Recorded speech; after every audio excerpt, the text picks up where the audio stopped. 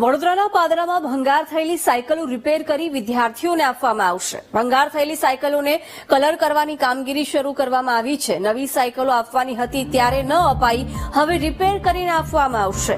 પાદરાની PP Shroff હાઈસ્કૂલમાં 2700 સાયકલો કાટ ખાઈ રહી છે। જૂની કટાઈ ગયેલી સાયકલોને ન ખરીદવા ધારાસભ્ય સરકારને રજૂઆત કરશે।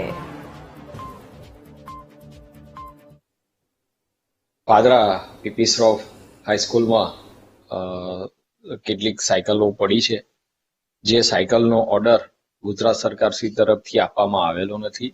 આ તમામ સાયકલો એ કોન્ટ્રાક્ટર હસ્તકની છે અને સમાજ કલ્યાણ વિભાગ સાથે પણ સંપર્કમાં રહીને ભવિષ્યમાં જો ગુજરાત સરકાર દ્વારા ઓર્ડર આપવામાં આવે તો આ જૂની સાયકલો ન સ્વીકારવા તેમને સૂચન કરવામાં આવેલું છે। અને ગુજરાત સરકાર તરફથી બાંહેધરી આપું છું કે જે જૂની સાયકલો છે તેમાંથી એક પણ સાયકલ એ લાભાર્થીને આપવામાં નહીં આવે। ભવિષ્યમાં ઓર્ડર આપતા નવી જ સાયકલ એ લાભાર્થીને આપવામાં આવનાર છે।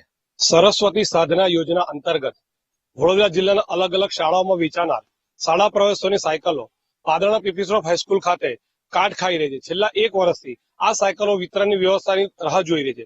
ત્યારે હાલ કેમેરામાં તમને હું બતાવીશ કે કોન્ટ્રાક્ટર દ્વારા આ સાયકલોને રિપેરિંગ કરીને જે કાટ ખવાયો છે એની ઉપર રંગરોગાન કરીને ફરી નવી બનાવીને ફરી સરકારની અંદરથી નવી ગ્રાન્ટો ઉભી કરવાનું એક આખું કારનામું સામે આવી રહ્યું છે। કટાઈ ગયેલી સાયકલોને સાફ કરવામાં આવે છે, તેની ઉપર કલર કરવામાં આવે છે અને કલર કર્યા બાદ હવે આ સાયકલોને શું વિતરણ કરવામાં આવશે કે શું આવશે એક યક્ષ પ્રશ્ન ઉભો થાય છે।